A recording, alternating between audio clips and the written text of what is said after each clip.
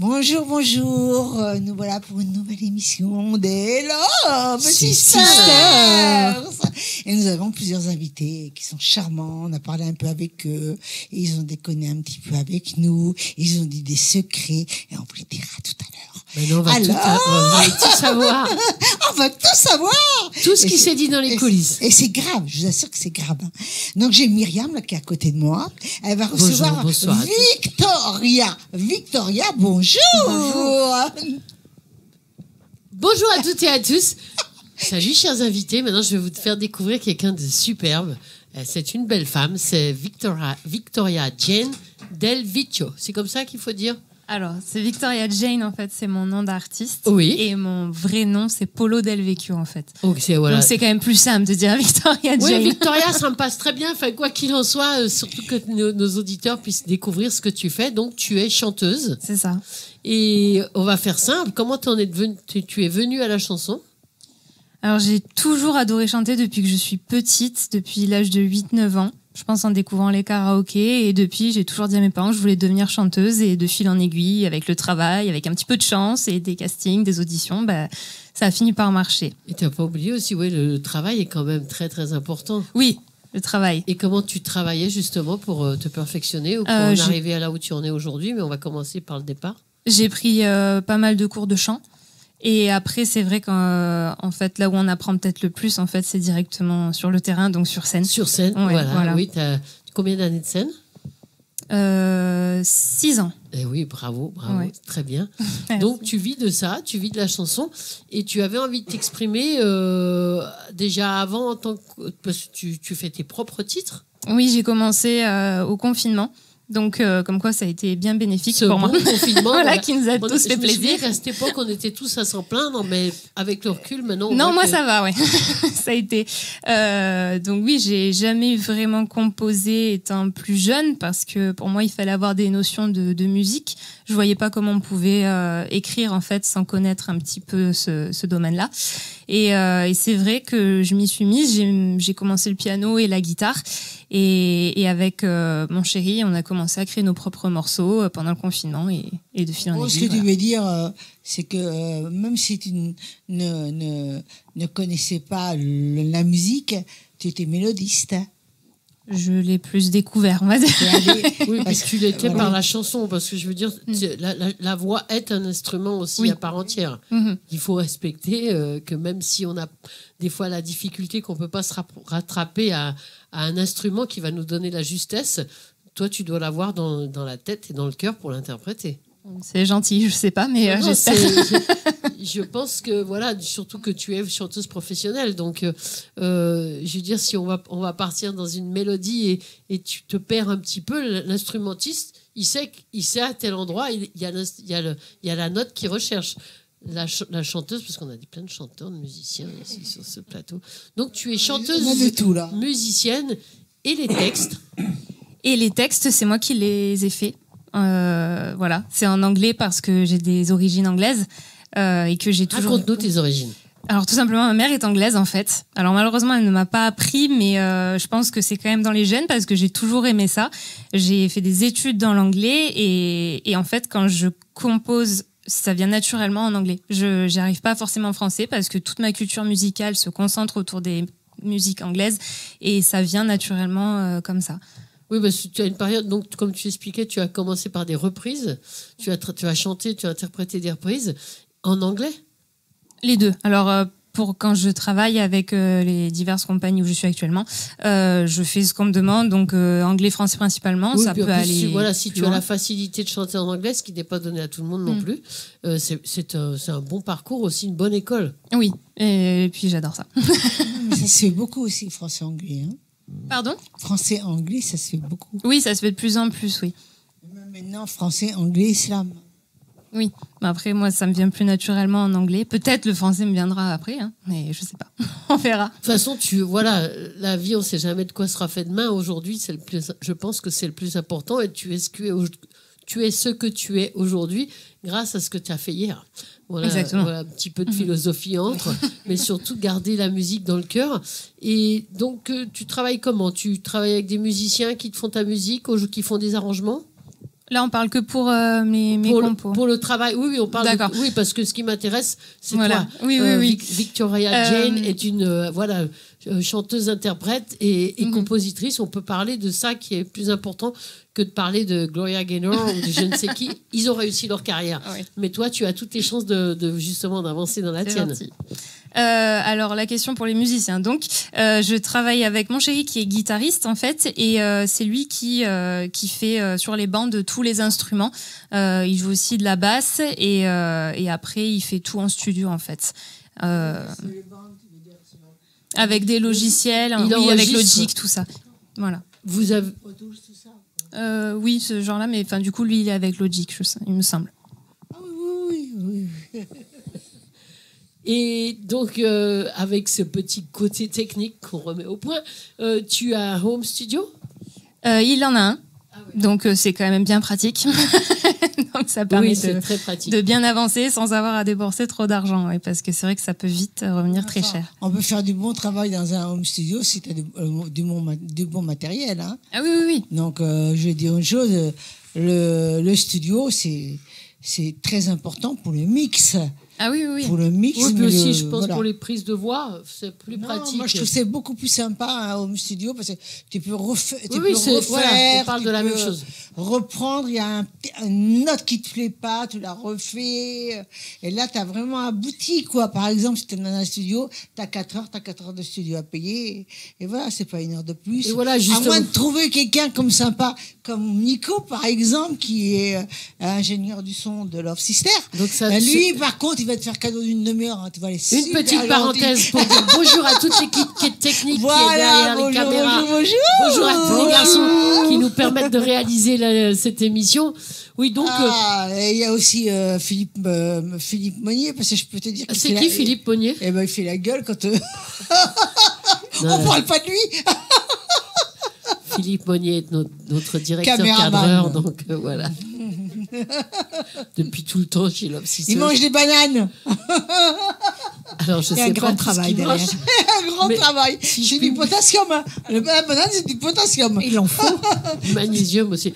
Mais pour en revenir à Victoria, justement, elle a réglé cette chance de travail en studio avec ton compagnon avec qui vous pouvez, sans limite de temps et ce problème pécunier qu'incombe une production, vous travaillez, vous avez une idée, vous y mettez.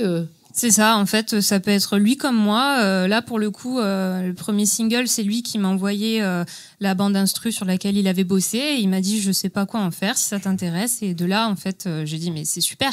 Et la mélodie Là, il m'est venue t'envoie- petit à petit avec les paroles presque en Il même temps. t'offrait une autoroute avec les lumières. C'est parce ça, qu'une ouais. chanteuse, quand il y a quelqu'un qui te propose une musique, c'est le ça. paradis. C'est ça. Et là, tu as écrit le texte par rapport à l'esprit de l'esprit de la musique. Oui, ça me faisait penser à ça, en fait. Oui, parce que là, aujourd'hui, tu es pour nous présenter ce fameux single, Summer is Coming. C'est ça. Et il vient de partir presque, encore, on en a un peu dans la région Ouais. du beau soleil. Mais donc, Il reviendra. c'est ce que tu vas faire aujourd'hui comme titre Oui, c'est ça. pour nous présenter avec donc cette composition. C'est ça. Et est-ce qu'on va t'écouter? J'espère, et j'espère Non. que vous aimerez. Évidemment. On essaie de la joindre, on va l'écouter. Bien sûr, bien sûr. Alors, comme on va t'écouter, je sais comment c'est. Après, tout le monde veut savoir où tu es. Donc, c'est le moment pour toi de parler droit à la caméra et expliquer où on peut te retrouver pour te booker pour un concert, par exemple. Ou voilà.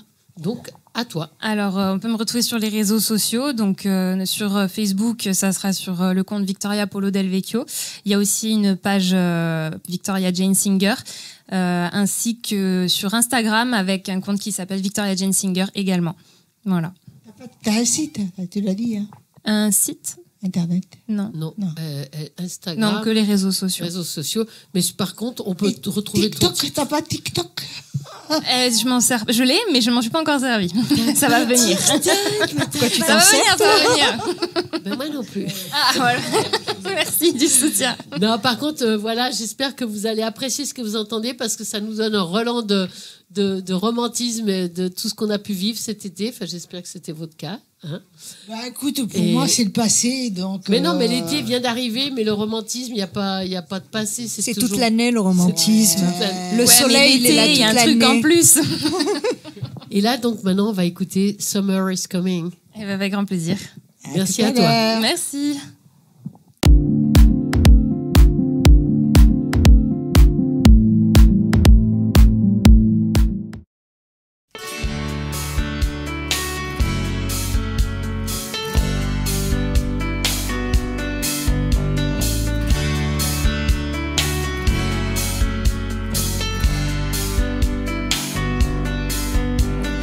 Have you ever been in a room looking out of the window?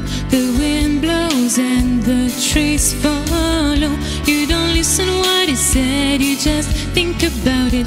How it happened, how it ended. It was great, but it's over. Have you ever thought about daily life and daily days? Each day is not great, but then you think about the next holidays. The summer is coming now, so please take your guitar. We will play around the fire on the beach. We will sleep on the sand with you holding my hand. The sunrise will wake up us at 5 a.m. We won't go down in history, but don't worry, baby. We'll party in the summer. We'll write our love story.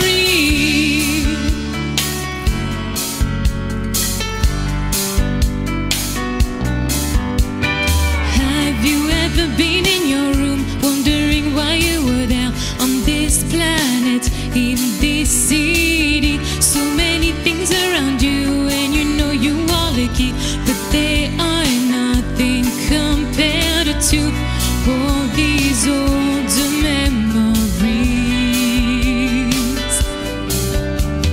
I remember the heat and the color of your skin while you were laughing at my sun cream. All these moments come back at night in my dreams. The summer is coming now, so please take your guitar. We will play around the fire on the beach. We will sleep on the sand with you holding my hand. The sunrise will wake up us at 5 a.m. We won't go down in history, but don't worry, baby. We'll party in the summer. We'll write our love story. And these memories light up our days when we feel sad. That's why they stay in my mind.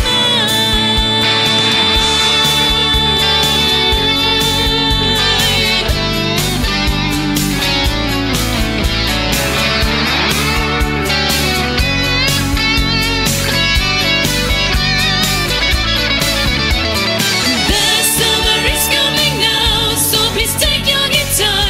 We will play around the fire on the beach. We will sleep on the sand with you holding my hand. The sunrise will wake up us at 5 a.m. We won't go down in history, but don't worry, baby. We'll party in this summer. We'll write our love story.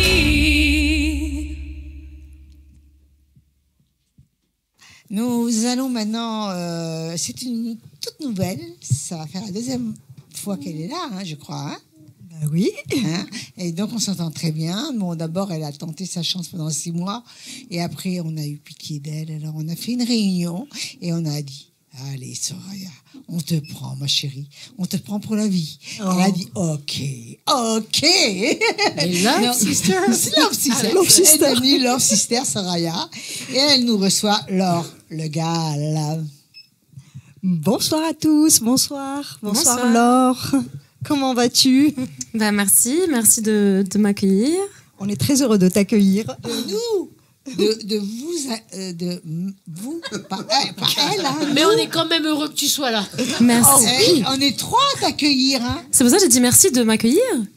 Eh oui, elle a dit ça. Mais oui, j'ai dit ça. Et je te rassure, elle va pas dire que ça.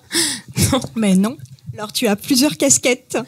Chanteuse, Exactement. comédienne, coach vocal. Oui. D'où te vient tout ça? Eh bien, j'ai commencé petite le chant. Ça a commencé très tôt. J'ai pu goûter à la scène très tôt. J'avais 3 ans la première fois où je suis montée sur les planches. Et j'ai chanté à l'âge de 6 ans avec 3 musiciens. Et ensuite, si tôt, ouais, c'est vrai qu'avec le recul... Tu t'en souviens de cette scène même je me rappelle même de la chanson. Même de la chanson. Musiciens Eh bien, c'était 3 musiciens qui, en fait, accompagnaient notre spectacle de fin d'année. Donc voilà, c'était... C'était un cadre d'école. Voilà, en fait, c'était un foyer rural de mon petit village.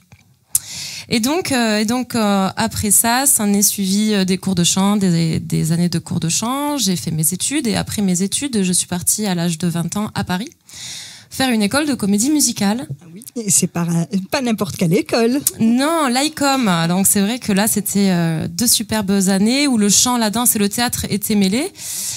2 années incroyables à Paris. En plus, c'est la jeunesse, 20 ans, on a envie de faire plein de choses. Et Paris nous met à portée de main un tas de concerts à voir, d'expositions, de soirées, tout ça. Ça t'a beaucoup inspiré. Tu as réussi à réellement... c'est là que ta carrière a démarré par la suite, hein, puisque... C'est ça. En fait, ça t'a formé, tout simplement. Ça m'a confirmé déjà l'envie que je voulais vivre de ça. Et je me suis donné les moyens donc pour atteindre cet objectif. Et je suis partie de Paris, je suis redescendue dans le sud et j'ai intégré les plus grands orchestres du sud de la France. Et donc ça fait maintenant 8 ans déjà. Je rappelle à tout le monde que toi, tu vis de la musique. Hein, oui, donc, voilà, je vis depuis 8 ans. Tu es vraiment chanteuse, c'est confirmé, tu chantes, et c'est ton métier. Exactement, c'est mon métier. Tu as le fameux Saint Graal des intermittents. Voilà, je fais partie des intermittentes du spectacle, oui.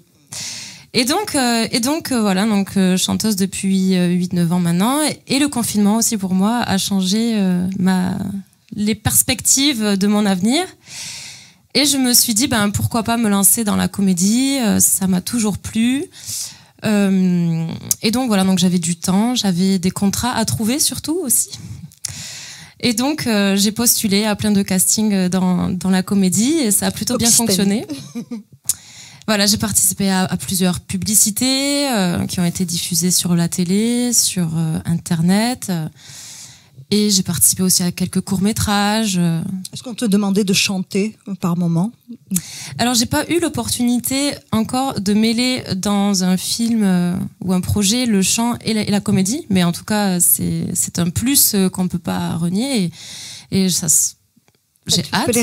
Ouais, bien sûr, ça serait T'as vraiment... une idée, une route ou c'est juste une inspiration comme ça du moment ? Pour mêler le chant et la comédie. Mais non, parce que c'est ce qu'elle a étudié, donc c'est vraiment un travail qui fait qu'une unité dans le travail scénique, si je puis me permettre de... Bien sûr. Parce que le travail du musical, c'est chant, danse et théâtre, et quand on est sur cette facette du travail, on est capable de gérer une scène en dansant, tout en chantant et en jouant. C'est vrai que c'est un gros plus, et la scène m'a vraiment appris cette gestion du stress aussi. Cette capacité à lâcher prise et à jouer avec ses émotions. Et j'ai pris goût. Alors du coup, maintenant, je suis partie là-dedans, je suis à fond. Je prends des cours de jeu face caméra. J'ai rencontré plein de directeurs artistiques, de directeurs de casting. Voilà, j'ai besoin de jouer, j'ai besoin de m'exprimer. Le chant, ça fait toujours partie de moi, hein, je chante toujours. Oui, bien sûr, puisqu'en plus, tu m'as confié que tu as été diplômée en coach vocal. Donc là, du coup, c'est une nouvelle carrière qui démarre pour toi. Exactement. Et je m'ennuie pas. Qu'est-ce qu'un coach vocal ? Un coach vocal. Alors oui, c'est vrai que pendant 1 an, j'ai eu la chance de faire une formation auprès de Richard Cross, une formation de coach vocal. Qu'est-ce que le coach vocal ? Le coach vocal, il est là pour aider à trouver du confort à son élève dans la voix parlée aussi et la voix chantée. Mais il faut pas oublier que la voix parlée est très importante. Voilà, il est là pour faire découvrir des sensations. Il est là pour apporter de l'aide. Juste une question. Oui, bien sûr aussi. Sur la gestion respiration de l'air, oui, tout bien à fait. sûr. Sur la voix parlée, précise, hein, juste la voix parlée, c'est quoi exactement ? Peut-être que nous on le sait, mais bien sûr. Tout le monde ne sait pas. La voix parlée, c'est tous les corps de métier où ces gens utilisent beaucoup leur voix, comme par exemple les professeurs, les avocats par exemple, ou les comédiens. D'accord, les donc comédiens. ça vise tout public, en fait. Exactement. Toute profession, pas seulement des chanteurs, chanteuses. Et même le slam. Et même le slam, tout à fait, bien sûr. Il faut pas oublier, c'est vrai que la voix est souvent au cœur de tout métier et elle est parfois oubliée, ou alors on pense qu'elle est pas si importante que ça, mais une bonne gestion est très importante. C'est pour ça que je parle toujours de la voix comme un instrument. Exactement. On le voit en secondaire, mais avec tout le respect que j'ai pour beaucoup de musiciens, s'il n'y avait pas des slameuses ou des chanteurs ou chanteuses, ça donnerait une autre vision du morceau, quoi. Et c'est vrai que le travail vocal est très important de respecter la voix en tant qu'instrument. Très important, et en plus c'est vrai que on s'imagine pas, mais les cordes vocales sont un muscle de 1,5 cm en fonction, et il faut pas oublier l'hygiène vocale aussi. C'est surtout ça aussi qui est très important. Et ça dépend ce que tu veux chanter. Quand tu parles de l'hygiène vocale, tu parles du repos, de boire de l'eau, se coucher tard, s'hydrater, fumer à gogo. Voilà, exactement. Tout pas ça. Voilà, bien sûr. Et oui, mais il faut le mentionner. C'est vrai que être instrumentiste, être chanteur ou utiliser beaucoup sa voix, c'est aussi... Oui, donc du coup, tu peux former des avocats à s'exprimer dans une cour, tu peux former des chefs d'entreprise à parler à leurs salariés, oui, c'est ça. Des formateurs, etc. Donc voilà, moi ça m'a vraiment intriguée, parce que tu vises pas que la chanson. Et non, oui, voilà, c'est vrai que en fait, il y a ce retour à la voix parlée, comme moi qui ai envie de devenir, et d'évoluer dans la comédie. J'ai aussi cette envie de former et de répondre aux besoins. Je t'écoute, moi, là, tout à l'heure. Dis-moi, Myriam. Et mon cerveau travaille. C'est super. Il travaille toujours. J'adore. Mais pas que quand elle t'écoute. Elle travaille toujours. Et je te vois faire du théâtre. Oui, aussi, j'en ai fait aussi petite. Non, mais là, je te vois faire du théâtre. Oui, mais je vois un projet de théâtre. En tout cas, tout ce qui est dans le partage, j'adore. Voilà, partage, communiquer, vivre, partager. Voilà, c'est vraiment des valeurs transmettre qui sont vraiment très importantes. On va maintenant écouter ta chanson. Oui, avec grand plaisir. Voilà, donc... D'abord, on va peut-être lui demander comment on fait pour la joindre, comme ça. Pour la boucler, si j'ai besoin d'un coach vocal. Mais évidemment, bien sûr. Alors, coach vocal, chanteur, comédienne. Voilà, donc vous pouvez retrouver tout ça sur mon site www.laurelegal.fr. Je suis aussi joignable sur Facebook, Laure Le Gall, ou Instagram aussi, Laure Le Gall, toujours pareil, dans la simplicité. Voilà, mais en tout cas, n'hésitez pas. Si vous avez des questions, si vous avez besoin, si vous êtes curieux, je ferai tout mon possible pour répondre à vos attentes. Très, très bien. Bravo. Donc, tu as un numéro de téléphone? Oui, alors c'est le 06 81 39 33 17. Voilà. Seulement pour le travail? Évidemment. T'as pas peur, hein? T'as pas peur de donner ton numéro de téléphone? Moi aussi, je vais donner mon numéro de téléphone.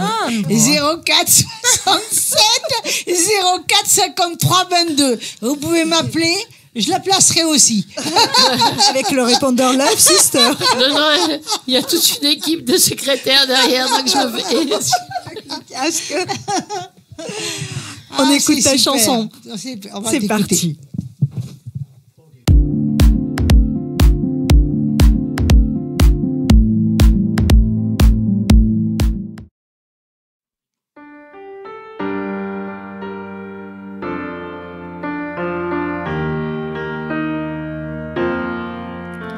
Je rêve son visage, je décline son corps, et puis je l'imagine habitant mon décor. J'aurais tant à lui dire, si j'avais su parler, comment lui faire lire au fond de mes pensées. Mais comment font ces autres à qui tout réussit, qu'on me dise mes fautes, mes chimères aussi.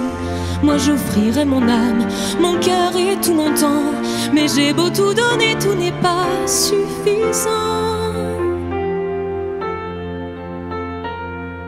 S'il suffisait qu'on s'aime, s'il suffisait d'aimer, si l'on pouvait changer les choses, rien qu'en moment donné.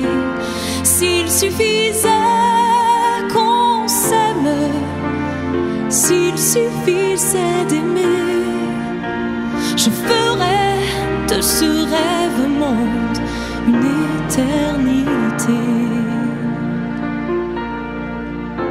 J'ai du sang dans mes songes, un pétale séché. Quand tes larmes me rongent, que d'autres ont versé.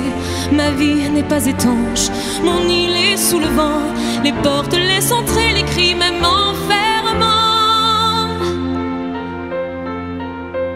Dans un jardin d'enfants, sur un balcon des fleurs, ma vie paisible où j'entends battre tous les cœurs. Quand les nuages foncent, présagent des malheurs, quelles armes répondent au pays de nos peurs? S'il suffisait qu'on s'aime, s'il suffisait d'aimer, si l'on pouvait changer les choses et tout recommencer, s'il suffisait qu'on s'aime, s'il suffisait d'aimer, je ferais de ce monde un rêve, une éternité.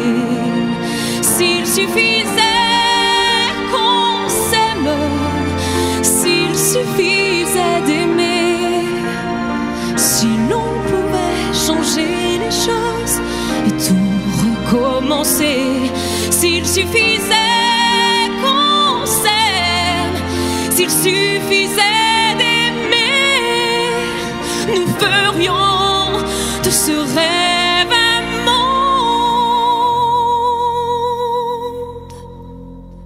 S'il suffisait d'aimer.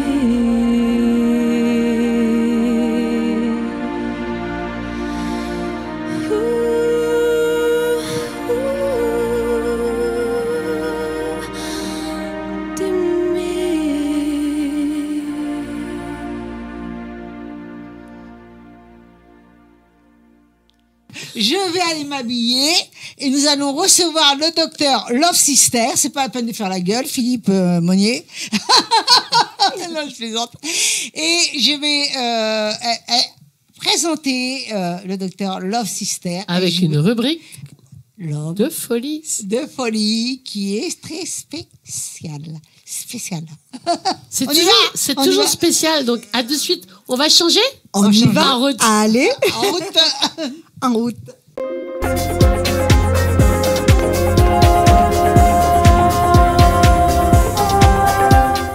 Alors nous voilà comme prévu. Bonjour, ça fait plaisir de vous retrouver. Oui, de nous retrouver, mais oui. Enfin, t'es souvent là quand même maintenant. Hein. Ouais. Donc, bonjour déjà. Bonjour, bonjour à tous. Et donc nous allons entamer un sujet différent. Un sujet différent, comme à chaque émission. On essaye en même temps de répondre à nos auditeurs, de répondre aux spectateurs. Donc moi, j'ai reçu un appel de quelqu'un qui m'a demandé de garder l'anonymat. Donc bon, on va l'appeler par ses initiales. Hein. C'est SL, je ne sais pas si ça vous dit quelque chose, mais bon. Il ne s'assume pas, quoi, ou elle ne s'assume pas. C'est un gars qui, ouais, tout à fait. Donc bon, c'est quelqu'un qui est assez angoissé et qui me dit, chaque fois que je me plains de quelque chose, on me dit que c'est psychosomatique, je commence à en avoir marre. Donc qu'est-ce que tu en penses? Je pense déjà que si c'est psychosomatique, c'est pas rien, c'est déjà quelque chose. Parce que la médecine psychosomatique, justement, cher ami, on a travaillé dessus pendant longtemps avec mon épouse, et c'est effectivement reconnaître la personne humaine et le patient dans son entité. Hein, c'est-à-dire que pas isoler la tête d'un côté et le corps de l'autre, mais c'est à l'ensemble, les deux, l'un sur l'autre. Bien sûr. Et donc, lorsqu'on est soumis à un stress, lorsqu'on est soumis à une stimulation... On n'est pas pareil, on est différent déjà. On n'est pas pareil. Il y a trois façons en fait, de répondre à ce stress. Soit par le comportement, soit par la parole, soit, si les deux voies sont bloquées, le passage de cette stimulation, de ce stress dans le corps, qui peut entraîner des dégâts, qui peut entraîner des problèmes, et même des maladies, je crois. Et des maladies. Si on a la voie du comportement qui est libérée, on est agressé par un stress, on va répondre en se défendant physiquement, on va cogner, on va taper. C'est pas la voie la plus intellectuelle, mais c'est la voie la plus primaire, disons. Si on a la possibilité de parler, on va exprimer, on va verbaliser le problème, on va mentaliser. Mais si on ne peut ni cogner ni parler, on va tout insérer et à ce moment-là, dans le corps, vont se déclencher les mécanismes. On va avoir la sécrétion, par exemple, d'hormones du stress, qui sont le cortisol et l'adrénaline.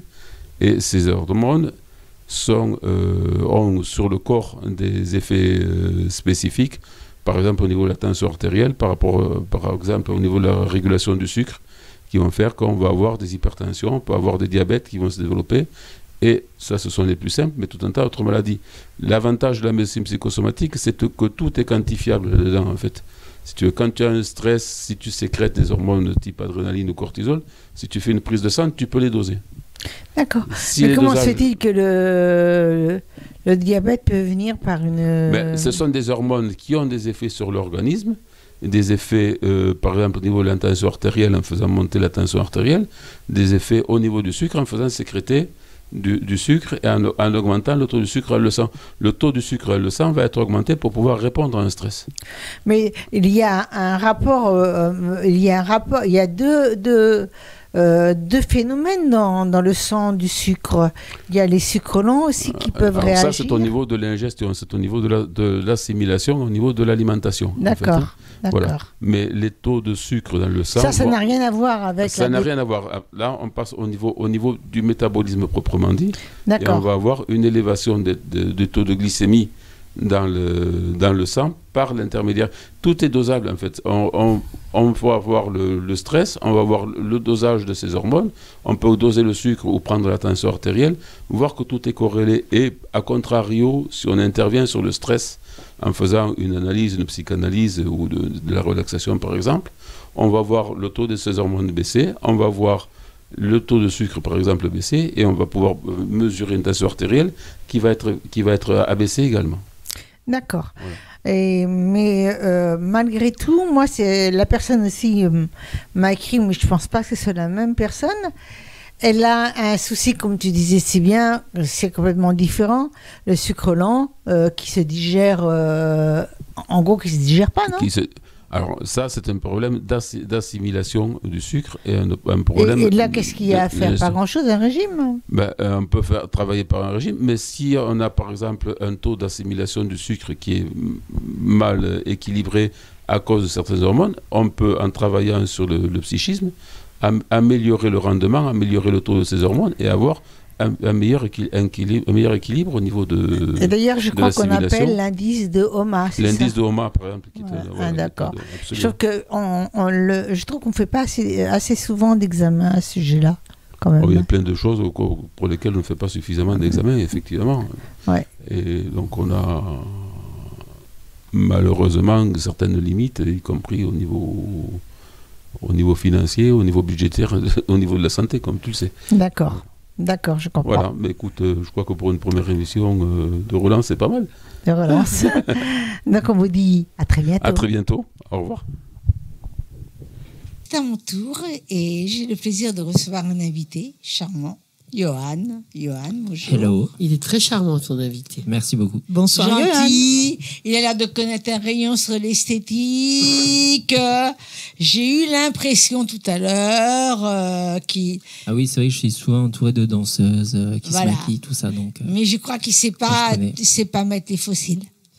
Non, je sais pas. Non. Oui, non, mais il faudrait. Alors attendez, on va quand même expliquer à notre cher public que pour faire mettre des fossiles, il nous faut tout le matériel. La colle. J'avais pas de colle. Oui. Ou les aimants. Alors, Johan, tu es chanteur.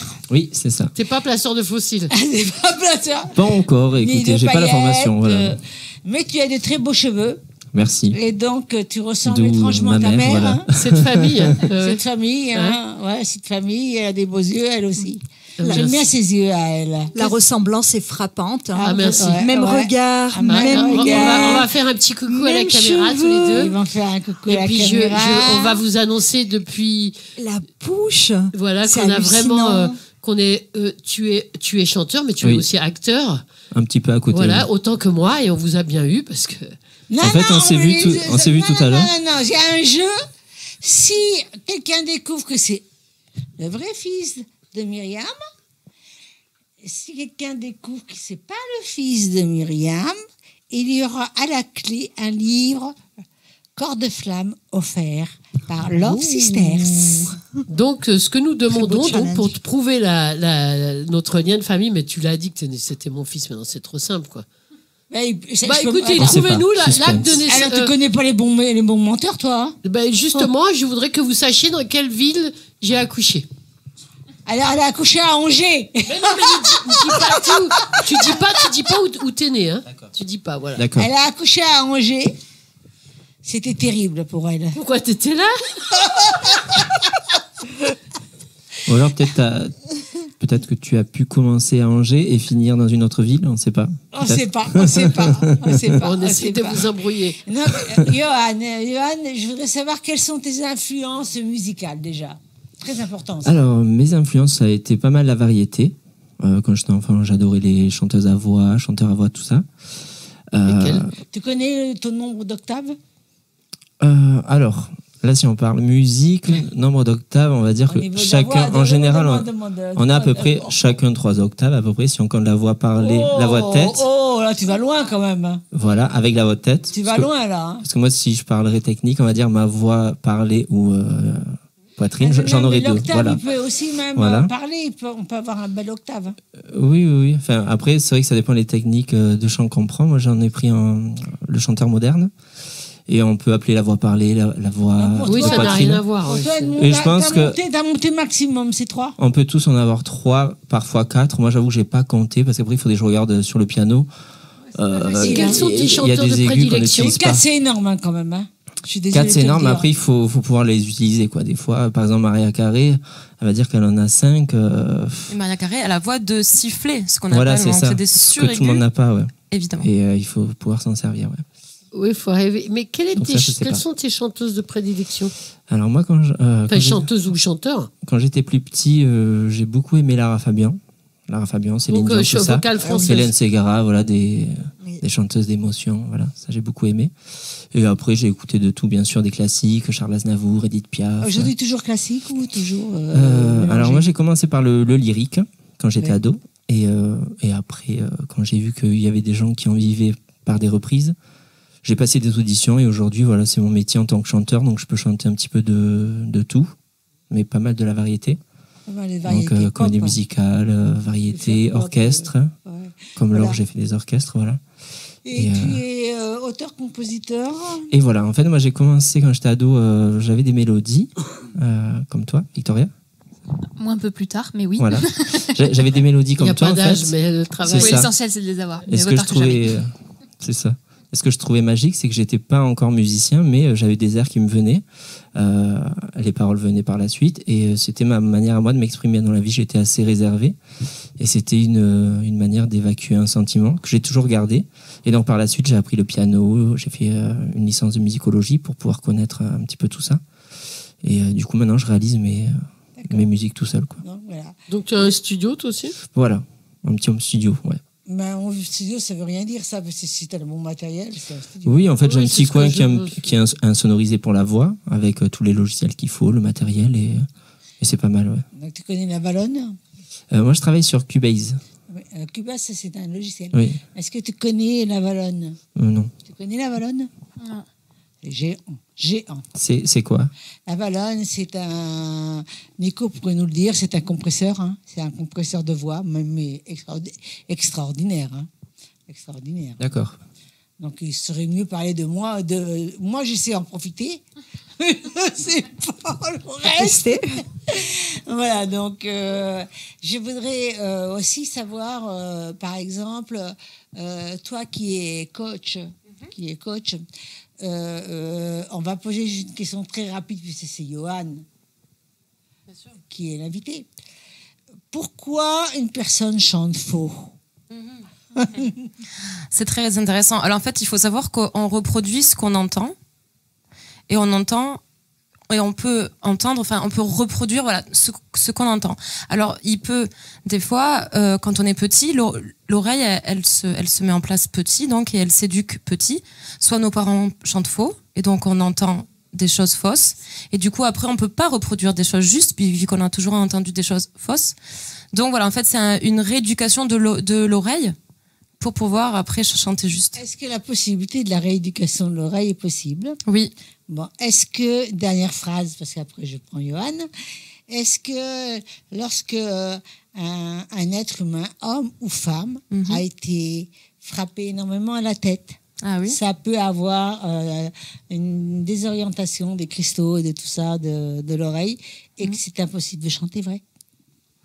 Oui, alors je pense que effectivement, cette personne-là part avec un handicap. Je pense que tout est possible. Il faut juste du temps. Et voilà, c'est avec beaucoup de temps, beaucoup. Ça se réadapte, donc on peut voilà. C'est important de le dire, hein. Bien sûr, parce bien sûr. On n'en a jamais parlé de ça. C'est vrai, et souvent on s'en tient juste. On me dit que je chante faux, donc je chante faux. Mais c'est pas vrai. On peut rééduquer l'oreille et apprendre à chanter juste. Mais il faut du temps. Voilà. Après, je garantis pas. Mais on se rassure parce que c'est pas du tout ton problème. Johan, non, pas du tout. Mais je connais ce sujet. Oui. On va l'entendre tout à l'heure. On va t'entendre. Je voudrais savoir si tu as un projet là. Oui. Alors là, je prépare un EP. En fait, dans le confinement, je me suis remis. Il y aura 6 titres. Oui. Dans la période du confinement, un petit peu comme toi en fait. Qui va s'appeler comment? Ça a été très productif. Alors ça s'appellera Bloqué. Bloqué. En fait, j'étais dans une période... bloqué. Bloqué, voilà. Ça s'appellera Bloqué. Ça s'appellera... virgule. Bloqué. Oui, comme on dit, je m'ennuie comme un rat mort. Un rat bloqué. Voilà. Non, j'ai pas dit ça. Hein. On est dans les jeux de mots parce qu'on a eu beaucoup d'actes. En fait, si tu veux, j'avais fait une première chanson dans le confinement où j'étais dans une relation où j'étais un petit peu bloqué, je pouvais pas avancer. Ça a été ma manière de sortir ça et de me débloquer, voilà. Ça, hein, parce que l'amour donne des ailes. Quoi que c'est ça, oui. L'amour peut être une affection aussi. En tout cas, ça inspire. L'amour, c'est l'amour. Hein. Oui. L'amour, c'est l'amour. Ça peut être l'amour, voilà, ça donne des ailes. On peut y perdre des plumes aussi, mais oui, en tout cas, tout à fait. Ou se les casser. Ça fait évoluer. Ouais. Et effectivement, on peut régresser à toute vitesse. Le problème, il est là. On peut régresser, mais après, je pense qu'on peut se relever et avancer. Voilà. Quelque part, parfois, il faut du temps. Des fois, il faut du temps, oui. Moi, j'ai hâte d'écouter ta chanson. Moi aussi. Merci. Alors, je voudrais que tu regardes la caméra et que tu me dises comment on fait pour te joindre. Alors, pour me joindre, vous pouvez me contacter sur mes réseaux sociaux, donc Johan Marc, sur Facebook, Instagram, et sur mon site internet, johanmarc.com. Voilà. Tu n'as pas que Facebook? J'ai Facebook, Instagram, après TikTok, je connais, mais je publie pas trop dessus. Je fais des petits sketchs des fois, mais voilà. Mais moi, c'est moi assuré aussi, et finalement, on voit que c'est en train de prendre une ampleur phénoménale. Donc, je suis désolée, les filles. Hein. Je suis désolée. Oui, mais on pourra en reparler. Après, c'est compliqué, TikTok, c'est vrai que... Ça prend une ampleur phénoménale. Moi, j'ai eu un invité avec des cheveux longs, une barbe qui ressemblait à l'Eurovision, là, tu sais, l'Israélien. Ils ont tous cru que c'était lui. En 3 heures, j'avais 20 000 personnes. Conchita 20 000 personnes. Voilà, 20 000 personnes en 3 heures. Hallucinant. Ils ont cru que c'était lui. Des fois, c'est les trucs les plus simples et les plus bêtes qui marchent. Oui, c'est surtout ça. Voilà, ça dépend de ce que tu veux montrer comme image. Peu importe les conneries, on n'a qu'à dire des conneries, peu importe, puisque les gens sont assez bêtes. Je pense qu'il faudrait qu'on fasse tous un body shake et ça marcherait. Voilà. Exact, t'as tout compris. Donc, mais je sais pas le faire. Écoute, on va t'écouter là. Est-ce que tu as un numéro de téléphone? Alors, j'en ai un, mais j'avoue que je préfère qu'on me contacte sur mes réseaux sociaux, c'est mieux. Oui, déjà que des fois sur des applications, des fois on peut m'écrire ou sur des réseaux. T'inquiète pas, s'ils veulent te trouver, ils vont te trouver maintenant. Hein. Oui. Maintenant, ils peuvent se trouver partout. Hein. Mais je pense que les réseaux, c'est bien, j'avoue que... Et le site, voilà. Et le site internet aussi, hein. Oui. Sinon, vous m'appelez chez Myriam. Voilà. Chez Love Sisters. Elle m'appellera. Oui, Love Sisters, pas maman. Chez Love Sisters. Alors, on vous fait des gros bisous et on va écouter Johan. Merci.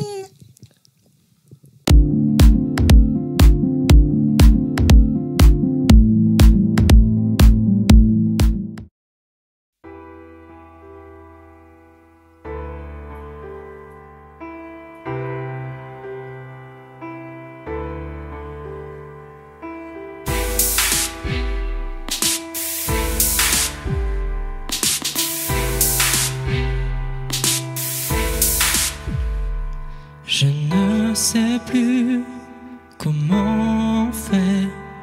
J'ai tout perdu dans mon passé. Je ne sais plus qu'est-ce que l'on fait d'un cœur déçu, réanimé. Je voudrais que tu m'aimes au moins une fois, que ta main prenne la mienne et la lâche pas. Je voudrais que tu m'aimes et que je te croie, que nos deux cœurs s'apprennent et ne s'arrêtent pas. Je ne sais plus comment j'ai fait. J'ai tant couru après l'abstrait. Je ne sais plus qu'est-ce que l'on fait. Où est l'issue? Quel est ton souhait? Je voudrais que tu m'aimes au moins une fois, que ta main prenne la mienne et ne la lâche pas. Je voudrais que tu m'aimes et que je te croie, que nos deux cœurs s'apprennent et ne s'arrêtent pas. Si tu ne m'aimes pas, dis-le-moi. Si tu ne veux pas, lâche-moi. Si tu ne m'aimes pas, dis-le-moi. Si tu ne peux pas, laisse-moi. Je voudrais que tu m'aimes au moins une fois, que ta main prenne la mienne et ne la lâche pas. Je voudrais que tu m'aimes et que je te croie, que nos deux cœurs s'apprennent et ne s'arrêtent pas. Si tu ne m'aimes pas, dis-le-moi. Si tu ne veux pas, lâche-moi. Si tu ne m'aimes pas, dis-le-moi. Si tu ne peux pas, laisse-moi. Alors la prochaine chanson est une chanson que j'ai faite pour ma grand-mère qui s'appelle Amélie. Voilà.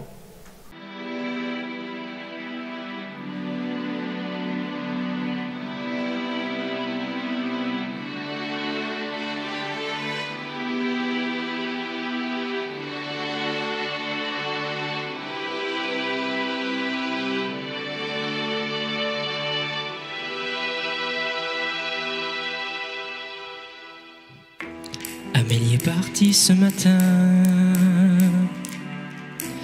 pour un ailleurs a pris le train. Dans le décor ne reste rien que la rivière de nos chagrins.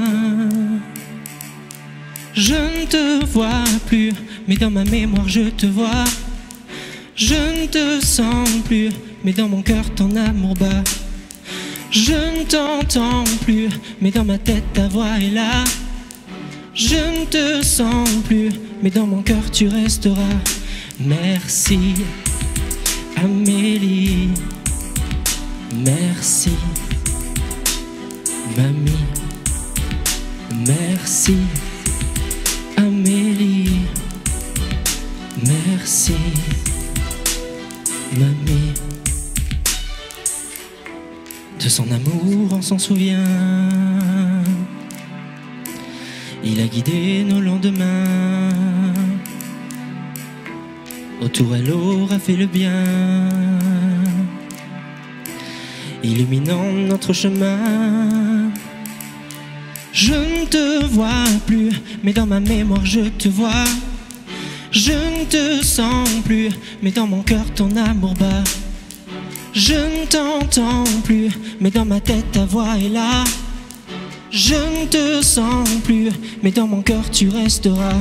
Merci, Amélie. Merci, mamie. Merci, Amélie. Merci, mamie.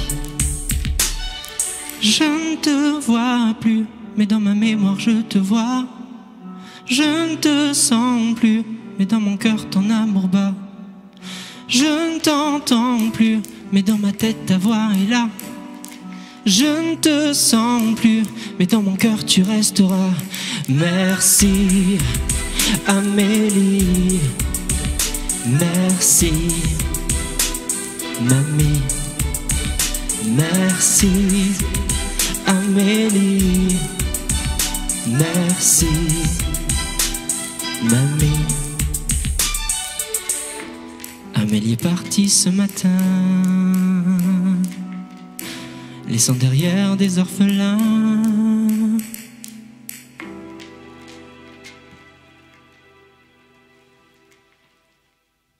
Merci. Nous avons le plaisir de recevoir quelqu'un de charmant, mais qui a été très sage. C'est dommage, il a été trop sage. On va essayer de le dévergonder, hein, les filles. Hein. C'est Myriam qui le reçoit. Georges. Ben bonjour, oui, bon, évidemment, je suis sage parce que le sujet que je vais aborder, bon, je vais vous brosser un tableau très très noir. Bon. Pas grave, au début, tu peux être vivant. Oui, non. Ah, mais je suis vivant en principe. Hein. Alors, ce n'est pas son âme, c'est son corps et esprit qui est là avec nous. Nous avons donc Georges Andreu, tu es écrivain, on va commencer. Non, je ne suis pas écrivain. Enfin, j'ai écrit un bouquin, oui, ma réalité. Non, mais t'es venu pour quoi faire? Pour nous chanter une chanson? Je peux aussi. Je suis venu présenter un bouquin. Donc, c'est pas un écrivain, il vient juste présenter un bouquin. Non, mais c'est pas mon métier. Je suis prof d'espagnol en réalité. Oui, non, mais on va peut-être commencer par le départ. Tu vas nous raconter ton parcours professionnel. Alors, j'étais prof d'espagnol, maintenant je suis à la retraite. J'ai écrit ce bouquin, en fait, c'est parce que c'est un travail de mémoire, finalement. Parce que toute ma famille, donc, a fait la guerre d'Espagne contre Franco. Ensuite, la plupart ont connu l'enfer des camps de concentration en France. Ça s'est passé chez nous, d'ailleurs. C'est-à-dire à Argelès, à Saint-Cyprien, au Barcarès, c'est là qu'étaient les camps. Et ils étaient 500 000 qui fuyaient Franco, qui étaient aidés. Il faut savoir que Franco était aidé par Hitler et par Mussolini. Donc pendant qu'ils fuyaient vers la France, ils étaient bombardés par l'aviation italienne. Bombardés et mitraillés. Et lorsqu'ils sont arrivés à la frontière, ils étaient 500 000. Donc ils sont passés la plupart sont passés par le Pertus. Et au Pertus, ça a duré 16 heures d'affilée. Les gens sont passés pendant 16 heures. D'autres sont passés par Cerbère, vu que la France avait fermé les frontières. Ils sont passés par le tunnel de chemin de fer qui passe par Cerbère. Et l'armée espagnole est passée beaucoup plus haut dans la montagne par Prats de Moyo. Et donc, tu parles de cette époque triste de 1939, c'est ça? C'est ça. Mm-hmm. Et donc, un exode, une émigration forcée pour justement survivre, c'est un peu une histoire qui se répète, malheureusement. C'est vrai. Mais donc, toi, tu es né où au départ? Au départ, à Perpignan. Et de Perpignan, parce que ma famille avait déjà pu passer cet exode, s'était installée à Perpignan, avait réussi à cette émigration. C'est-à-dire qu'il y avait donc ils sont arrivés en France, on les a mis dans des camps de concentration, puisque c'est la France qui a créé les camps de concentration dans notre région d'ailleurs. Les camps de concentration, c'était des piquets le long de la plage, une grande surface, des barbelés autour et c'est tout. Ça veut dire que les gens, on les a stockés là. Comme c'était à Argelès, comme Argelès c'était trop petit, il n'y avait pas assez de place, ils sont partis. Ils ont fait pareil à Saint-Cyprien. Et pour se protéger du froid, parce qu'on était au mois de février, il y avait la tramontane là-bas qui passait à travers les Pyrénées enneigées, donc on se gèle. Donc ils creusaient des trous dans le sable, ils mettaient une couverture dans le sable, dans le trou, quoi. Après ils s'abritaient avec un manteau ou quoi que ce soit pour pas crever de froid. Alors il faut dire qu'il y avait la plupart, et ils étaient fatigués parce qu'ils étaient venus à pied quand même.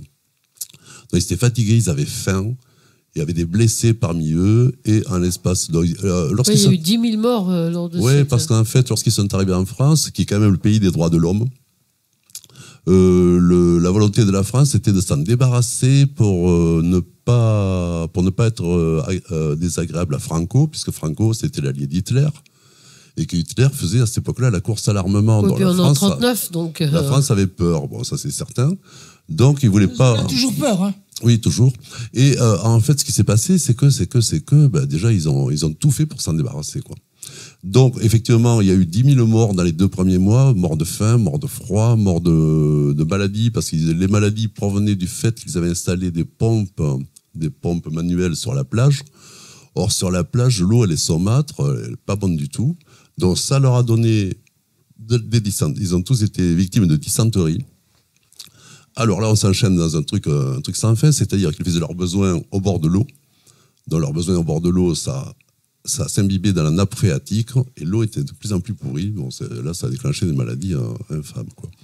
Donc voilà, de cette triste histoire qui, justement, que tu as réussi à immortaliser à travers le livre, justement, pour un peu rafraîchir les mémoires ou pour découvrir, pour ceux qui ne connaissaient pas ce passage triste de l'histoire, tu as réussi grâce à ta famille et qui ont réussi à se sortir de tout ça, à t'installer sur Perpignan pour faire... Non, je suis né à Perpignan. Je me suis installé à Montpellier, en fait. Et vous êtes installé à Montpellier, voilà. Ouais. En fait, comment de Montpellier à Perpignan? Non, le contraire. Oui, comment de Perpignan à Montpellier? C'est problèmes familiaux. Mon père était trop autoritaire. Je me suis barré quand j'étais jeune, puis voilà. Ah oui, donc tu as fait ta jeunesse à Perpignan quand même, une partie. Jusqu'à l'âge de 20 ans, ouais. Ah oui, donc on peut parler de Perpignan, c'est pas... Oui, bien sûr, oui. Pas que, voilà, ça n'empêche pas que... Il faut savoir qu'à l'époque, la majorité, c'était à 21 ans. Oui, exact. Moi, j'étais mineur. Oui, nous sommes jeunes, comprends-tu? Retirada, il s'appelle. La retirada. La retirada. C'est la retraite, ça veut dire? Ça veut dire la retraite comme la retraite de Russie. Parce qu'il y a des gens qui m'ont demandé, ils veulent pas leur payer la retraite. Je me dis, t'as rien compris. C'est la retraite, c'est qu'on se retire de quelque part. Il faut pas dire qu'on n'a rien compris. On va dire que c'est justement pour que tu aies la chance de nous expliquer. C'est comme la retraite de Russie, donc c'est les gens qui se retirent de leur pays, quoi, en fait. Pour revenir au mort, oui, il y a aussi une anecdote qui est assez un peu sordo. Il y a les Français, au lieu de s'occuper de l'action humanitaire, ont envoyé 50 000 soldats pour surveiller tout ça, quoi, en fait. Donc, ça veut dire que dans les camps, il y avait 2 ou 3 médecins par camp, uniquement. Et pour les gens qui étaient blessés, dont il y avait des infections, et donc ils ont regardé ces infections, les Espagnols avaient inventé un système pour empêcher la gangrène. Ça se fait depuis une dizaine d'années à Montpellier d'ailleurs. C'est de mettre sur les plaies, de mettre des asticots.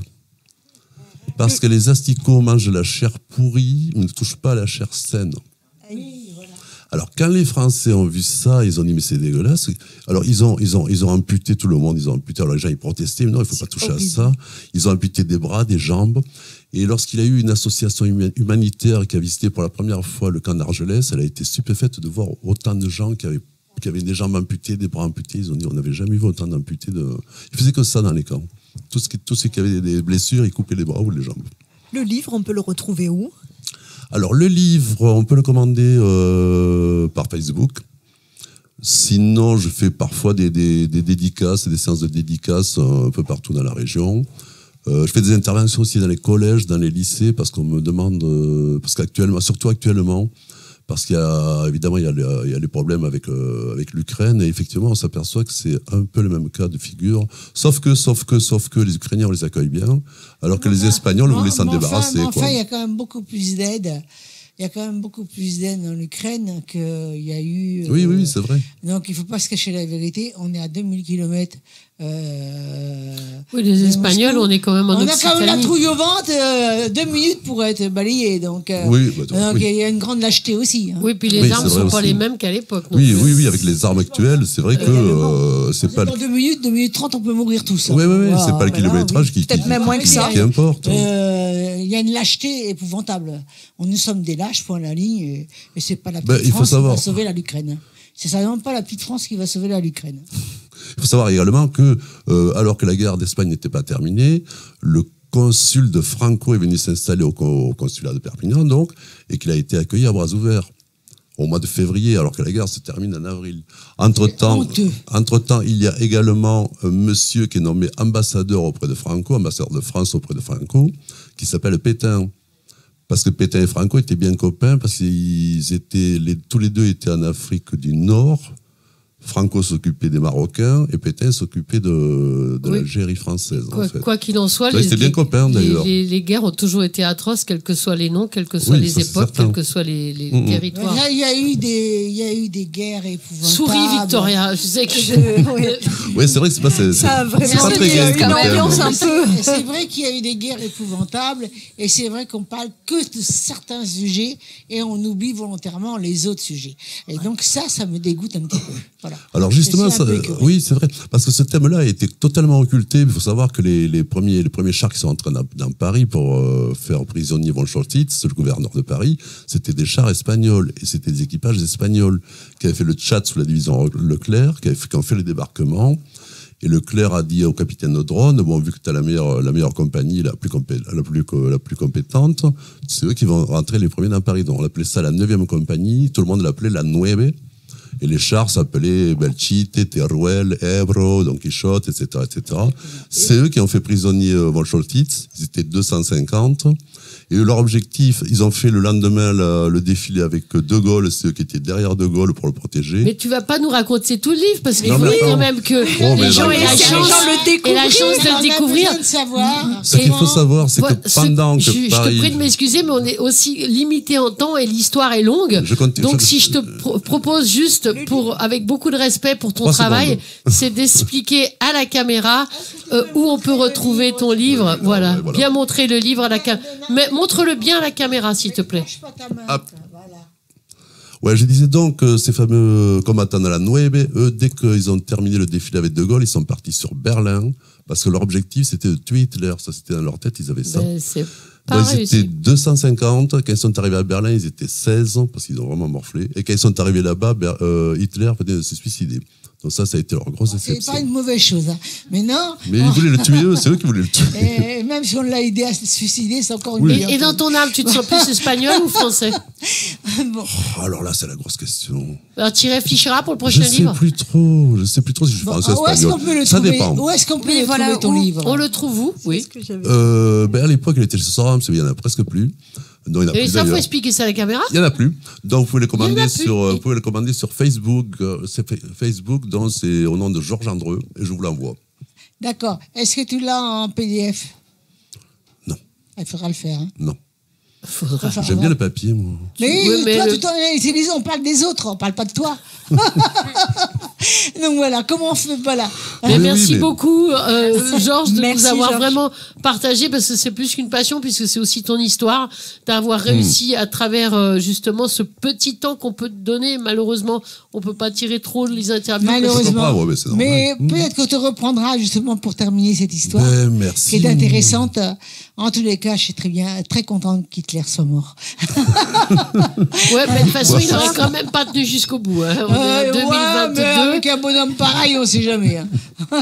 Voilà. Merci beaucoup, Georges. C'est moi qui vous remercie pour votre Georges était accueil. charmant, Merci. l'histoire a été charmante. Fallait Elle a dire. été oubliée de l'histoire de France la plupart du temps volontairement, comme beaucoup de choses. C'est toujours Oui, Malheureusement, Voilà. on oublie Voilà. souvent ce genre de. Mais on voulait vous d'histoire. dire tous qu'on a été heureux de vous recevoir. Il y a un proverbe On a africain. été sous le charme. Bon, juste voilà pour conclure l'histoire des tristes guerres et surtout de l'histoire comme on les raconte. Il faut jamais oublier que il y a un proverbe africain qui dit que tant que les histoires seront à la gloire des chasseurs et non des lions, on ne pourra jamais savoir ce qui se passe. Mais Myriam, tu vas nous raconter la suite maintenant, parce que tu as aussi un super invité qui va nous détendre un peu l'atmosphère un peu lourde de l'histoire de Georges. Et maintenant, tu vas nous parler de notre nouvel invité. Alexis Vicente. Ah, c'est toi, Soraya, qui t'en occupe? Ah ouais. Moi, j'allais dire, écoute, je suis pas nette. Bon, alors on va réfléchir.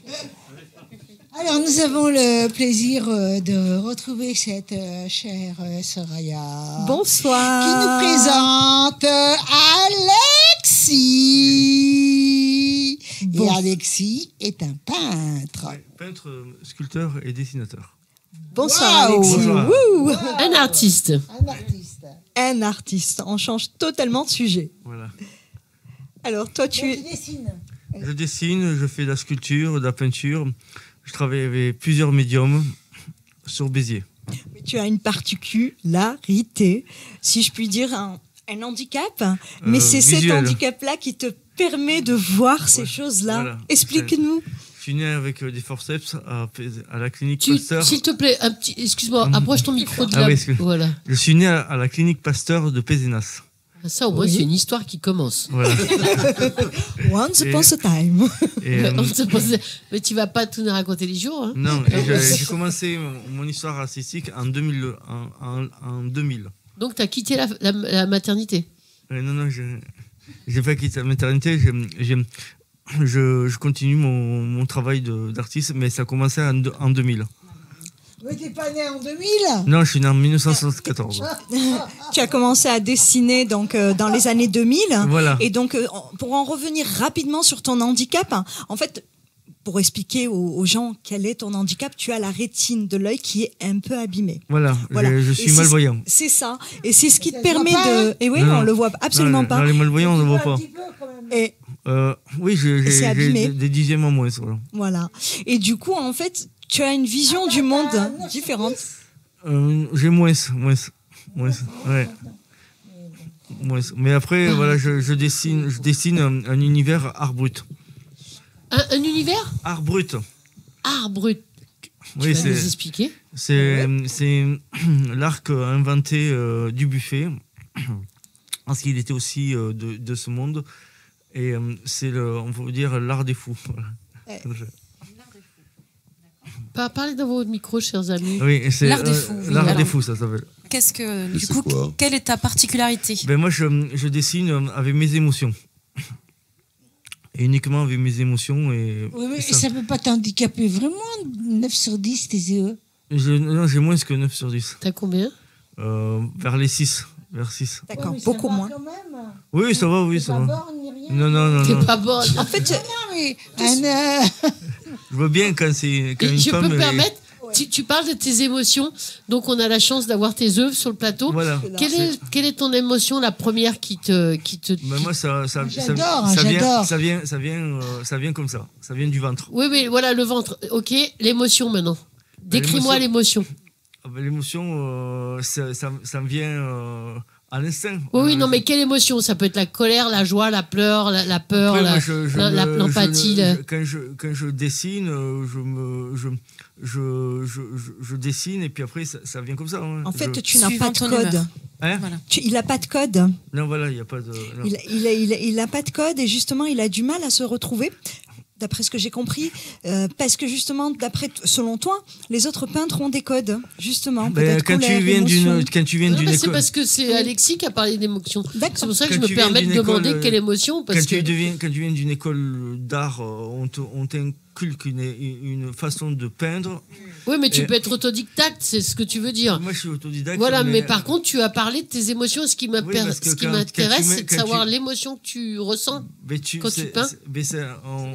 On la définit pas quand tu peins. Ça dépend des jours. Voilà. Suivant son état émotionnel du moment. Mais ça se concrétise en dessinant, mais pas. Tu peux pas le définir. Ah ok, tu le définis pas, tu le peins. Voilà. Moi, si je comprends bien, t'es né avec des forceps, donc ils t'ont attrapé par la tête. Hein. T'étais là aussi? Moi aussi d'ailleurs. Elle est à tous les accouchements. Donc elle était au mien. Souvent les forceps, c'est pas dangereux. Ça donne pas de. Mais ça dépend le médecin que vous avez. D'accord. Voilà, c'est ça. Et moi, je suis tombé sur un vrai con. Je crois que c'est presque fini. Et ça t'a abîmé la vue? Ça abîme la cornée. C'est pour ça que ça a été arrêté. Mais voilà, moi, on peut opérer. Ça peut pas se guérir?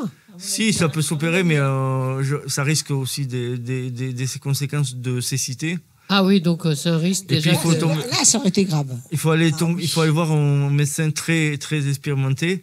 Et puis, je me dis, si je me fais opérer, je ne vais pas forcément avoir envie de conduire.